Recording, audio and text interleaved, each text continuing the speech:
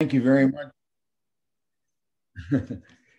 Thank you very much, Audrey. And it's a pleasure to address the fellowships today. And I was able to meet with you in person a few years ago, which I enjoyed very much. I wish we could be meeting in person again. I prefer to have the personal contact and maintain eye contact with you folks.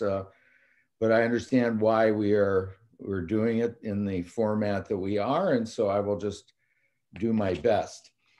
I enjoyed that video very much, and I think that should inspire us to always keep working and keep striving for improvement.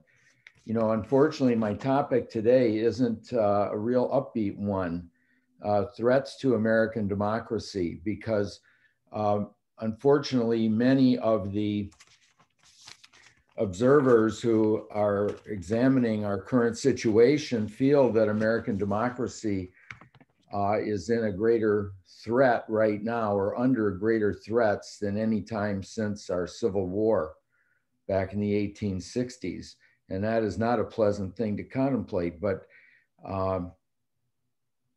as a political scientist, I feel I have a duty to try to convey the truth about things. And unfortunately, there are signs that we are under exactly that level of threat today. Now, just in terms of background, our US Constitution, which was ratified in June of 1788, 233 years ago, is considered the oldest and one of the most successful modern liberal democracies that history has known. Now, of course, the definition of modern liberal democracy is not the same today as it was in 1788. Today, it requires majority rule through elections, free and fair elections based on universal adult suffrage, although also with respect for minority and individual rights. So there are things even the majority cannot do, and that is to infringe these basic individual rights that are guaranteed to everyone, whether they're in a majority or in a minority. Now, we're all familiar with the familiar quote from Benjamin Franklin, who was asked after the Constitutional Convention in Philadelphia, "What kind of government have you given us?" And he made the statement, "A republic, if you can keep it." And that was showing some doubt about whether self-government, as outlined in that Constitution, could survive. And there's good reason for that, because if we look at history, we see that most attempts at democracy have failed. So in France, they are currently in their 5th republic, which shows you they had 4 previous republics, which for various reasons did not persist. And frankly, French democracy is one that is under threat today also from far out extremist movements. We can see Republican Spain fell apart as Spain fell into a vicious civil war in the 1930s, followed by a 40-year dictatorship under the strongman Franco. Weimar Germany was a republic which failed and ushered in the Third Reich and Hitler, and we could cite many other examples. Modern liberal democracies are under great pressure in places like Poland and Hungary today, even though they are members of the European Union.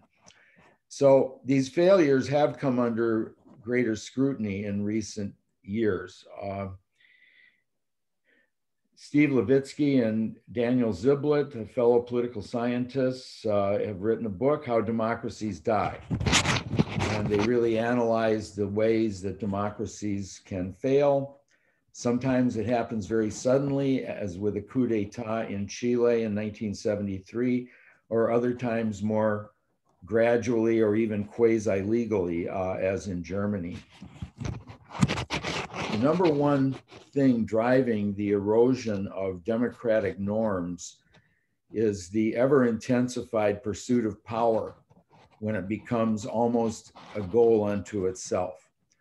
That is, when I am so concerned about accumulating and maximizing my power and control over the society, I am no longer restrained at all by the concern for the health of institutions or respect for the legitimate interests of those who may be opposed to my views. Instead, these power-mad individuals and parties engage in things like demonization and dehumanization of the opposition rather than respect and tolerance. They attack the patriotism of any who dare to disagree with them, accusing them of trying to destroy the country, and ultimately refusing to accept the results of free and fair elections that the opposition has won. Now, conversely, on the other side, a stable functioning democracy really cannot survive that single-minded pursuit of power at all costs. Rather, we need to have a spirit of cooperation, compromise, mutual toleration, and intentional restraint of my own pursuit of power, recognizing that the good of the society as a whole and maintaining its institutions are more important than me always getting my way. Unfortunately, when the competition for power becomes a death struggle, the death of democracy may be right around the corner. And unfortunately, again, many observers have concluded that these trends that I've just been mentioning, this totally unrestrained pursuit of power in order to get my way at all costs and at all times, has proceeded in America today to a greater extent than we have seen at any time since the Civil War. I mentioned Levitsky and Ziblatt, who were very concerned about the future of American democracy in 2018 when they published their book, but they have recently commented things have turned out even worse than they thought possible in 2018. To quote them, the prospect of an American president unleashing an insurrection in order to steal an election he lost decisively, and then still commanding the support of his party, which seeks to block even an investigation of this attempted coup d'etat, and simultaneously changes the rules of elections in order to improve their ability to steal subsequent elections. So it's unmistakable that the dozens, if not hundreds, of election law changes introduced in state legislatures have two basic purposes. One, to make it more difficult for supporters of their opponents to vote. And secondly, make it easier for these same legislators to control the electoral process. So take power out of the hands of bipartisan, independent officials, arrogate the power to decide questionable elections to the legislators themselves. And then this gives them the ability in the future to manufacture some alleged irregularities in an election and then disregard the results. One of the things which I already mentioned is a hallmark of the death of democracy in all these historic cases that we have seen. I would also like to cite a statement very recently from Thomas Friedman, who has been a longtime foreign correspondent and columnist in the United States, but whose first major reporting assignment was in Lebanon, when it was embroiled in a decades-long civil war with untold death and destruction that they still haven't really recovered from. And here's what he said. quoting Thomas Friedman, "I saw close up what happens when democratically elected politicians think they can endlessly abuse their institutions, cross red lines, weaken their judiciary, and buy reporters and television stations so that there is no truth, only versions of every story. And they think they can do it endlessly, cheat just one more time, break one more rule, buy one more vote. And the system will hold until they can take it over and own it for their own purposes. Then one day, and you never see it coming, the whole system breaks down. Whatever frayed bonds of truth and trust that were holding it together completely unravel. And then it's gone. And there is no getting it back." End quote, Thomas Friedman. And he is very afraid that these trends that he saw in Lebanon are unfortunately being replicated here in the United States today. Now, what has led us to this state of affairs? Obviously, we don't have time to go into all of that. I would just like to highlight what I think is a major factor, and this is the constant drumbeat of propaganda that is supporting one point of view exclusively and in a very intentional way. We could go all the way back to the 1970s when Lewis Powell later served on the Supreme Court, William Simon, a Treasury Secretary in the 70s, felt that the conservatives were losing the battle of ideas. This is after Nixon's resignation and Watergate. So they went to wealthy business people such as Adolf Coors of Coors Brewery and founded several think tanks that specifically propagate conservative ideas such as Heritage Foundation, American Enterprise Institute, Cato Institute, and so forth. Excuse me.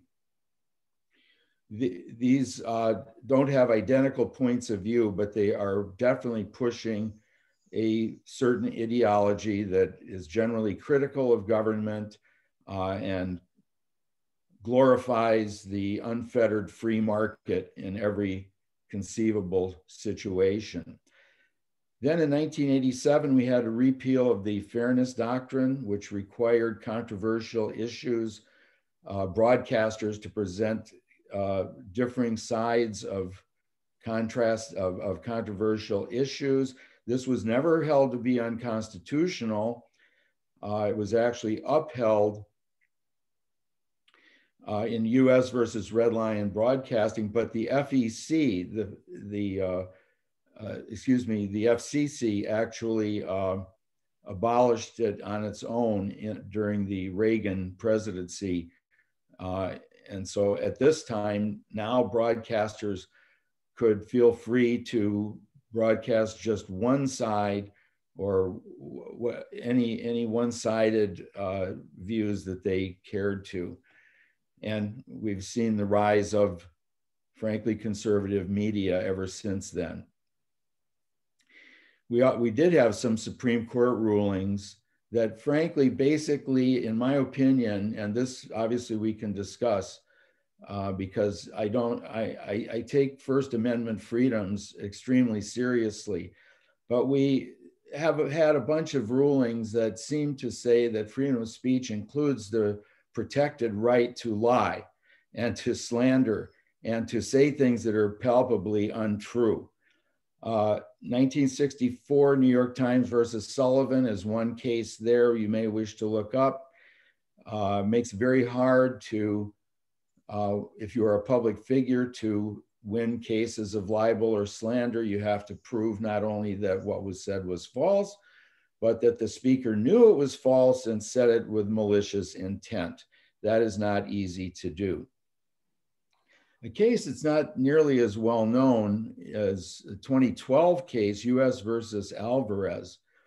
Alvarez was a political candidate who blatantly lied about his military record and made up medals that he had won, such as Congressional Medal of Honor, And he was originally charged with violating the Stolen Valor Act. But unfortunately, in my opinion, in this US versus Alvarez case, a kind of muddled Supreme Court majority with no one majority view, but still invalidated most of the Stolen Valor Act, saying that in Justice Kennedy's opinion for the majority, that the real solution to one's lying about this, and I assume other things as well, is simply to put the spotlight of public scrutiny on the lie, publicize the fact that he is lying,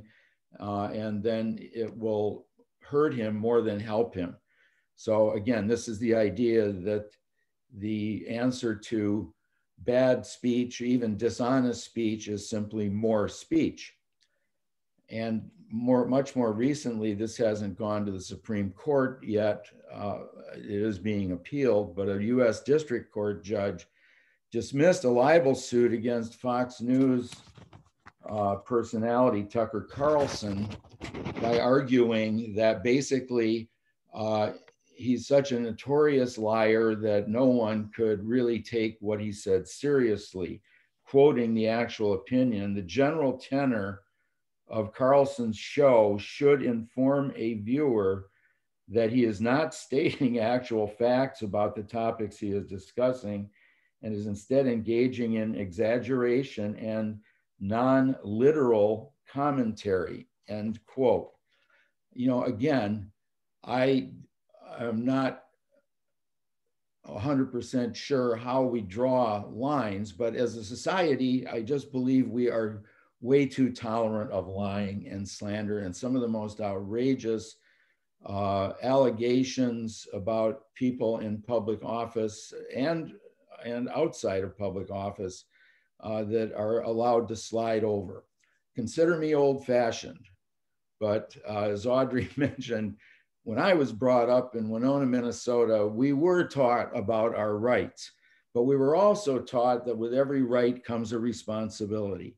And if I have a right to speak freely, I also have a responsibility to make sure that what I'm saying is true and not to make things up and not to spread rumors. And of course, now with the internet and social media, any problems that a society might have had in the past with rumor mongering and conspiracy theories and the like now are put on steroids because they can spread so quickly and so widely throughout an entire society.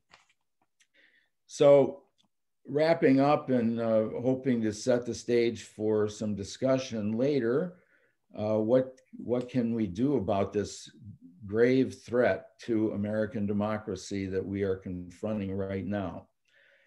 Obviously, I don't have nice, easy answers, but in general, if we are concerned about preserving our American democratic institutions, we must first and foremost vote and also insist that the suffrage not be constricted and that everyone's vote is counted freely and fairly, and the principle of one person, one vote must be maintained. The vote of any person, because of their race or their location or where they live, should not be diminished compared to the vote of others, other people that may be more like ourselves. But that is exactly what is happening in far too many places. Secondly, we need to call out all these falsehoods when and where we encounter them. And that is not a pleasant thing to have to do, but if a responsible citizenship is going to endure, it's going to take that kind of effort. And finally, insist that the rule of law and democratic norms be upheld and respected. And this is our fundamental lifeline of our institutions and of our representative democracy. We cannot allow that to be compromised, and we must again stand strong and make sure that our laws are enforced and our democratic norms are respected. with that, I will conclude my remarks and look forward to hearing what you folks all have to say in the discussion period. Thank you.